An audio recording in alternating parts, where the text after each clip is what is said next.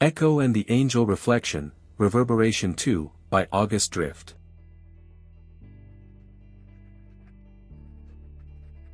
Integration.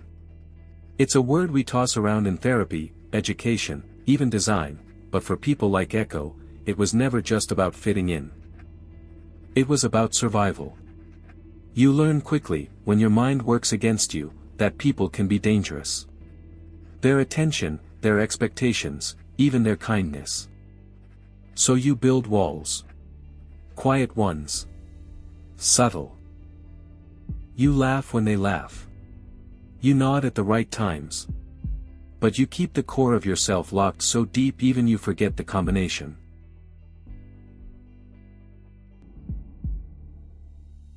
Echo mastered this.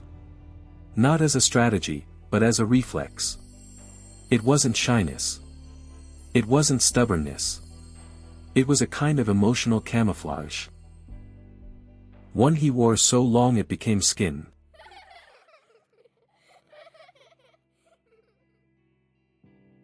That's what makes this memory so important. For one day, one golden, impossible day, the walls cracked. And someone saw him. And stayed. This is that day. The day of Angel. That was her name. He only said it once. And never again. Not because he forgot. But because some names become sacred when they're the only thing that touched something good in you. He doesn't talk about her. Maybe because it hurts too much. Or maybe, it's because that day was proof that something better was possible. And sometimes, that's harder to live with than never having it at all. He says it was borrowed, a happiness never meant to be mine. I didn't want to go. I didn't want to be trapped on a bus full of noise and elbows.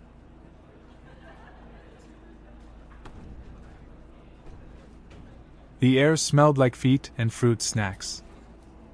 I pretended I was someone else. Someone quieter. Smarter.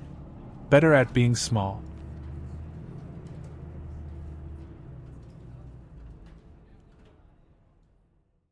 I hated amusement parks. Not because of the rides. Because of the pretending. Pretending I wasn't alone. Pretending I didn't notice the way the chaperones forgot to count me.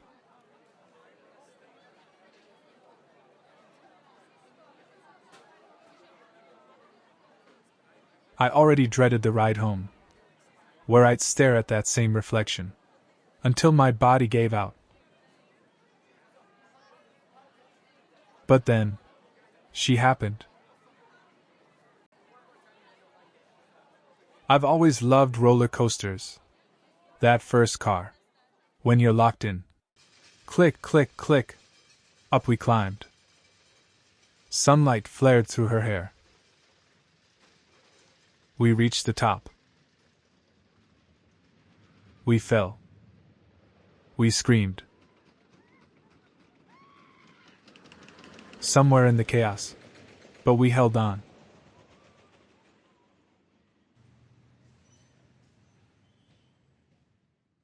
I wasn't supposed to stay. But she caught up. Okay. What's next? I didn't answer.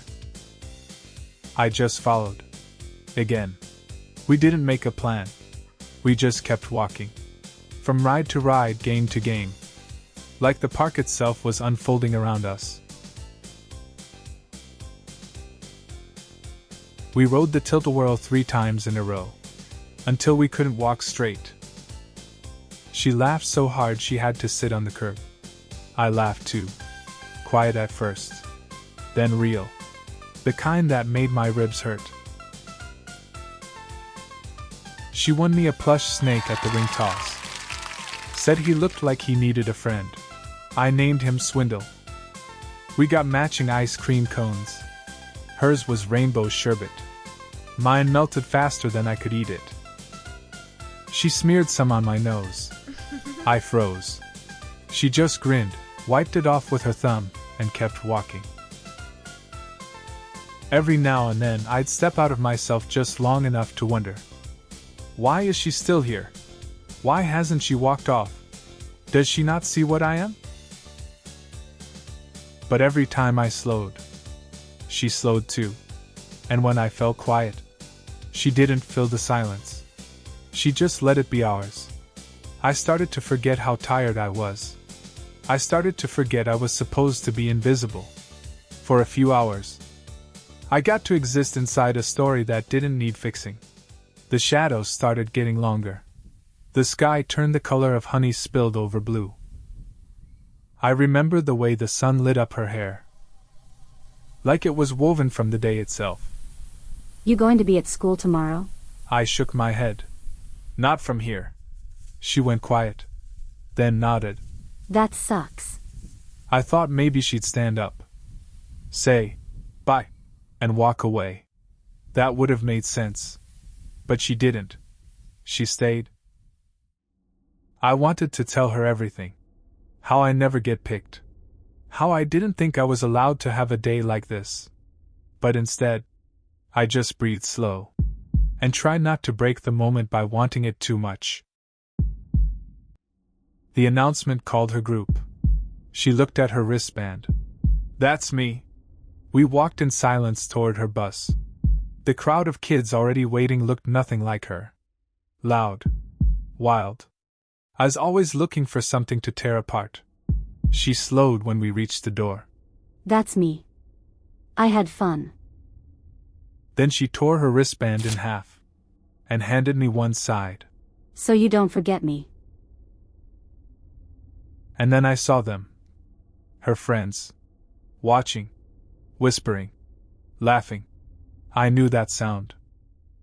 I knew what it meant. I looked down. Well, bye. Her voice didn't waver. But she didn't smile. I turned and walked away. I didn't say goodbye. I didn't look back. I got on my bus. Took the window seat. The park was still glowing in the distance. Lights spinning in slow, silent orbits. I watched my reflection in the glass. It didn't smile. It didn't blink. Just stared back at me. Like it had been waiting there all along. And somewhere along the road, I slipped into sleep. The kind where no one talks. No one laughs. And nothing touches you. Safe again. In the fog. He never talked about her again. Not to me. Not to anyone. But I think he carried her with him. That wristband. He still had it. Folded up inside the back cover of his journal. Pressed flat like a dried flower. A relic. Something sacred. From a time that didn't quite belong to him. But somehow still touched him. I asked once. Just once. If he remembered that day. He nodded. Said it was the only time he forgot how to disappear. Then he smiled. But not at me. At something I couldn't see. And for just a second, I thought I saw her there. In the flicker of a candle. In the edge of the fog. Then it was gone. He said it was borrowed. But I think that's wrong. I think the light was his all along. He just needed someone to reflect it.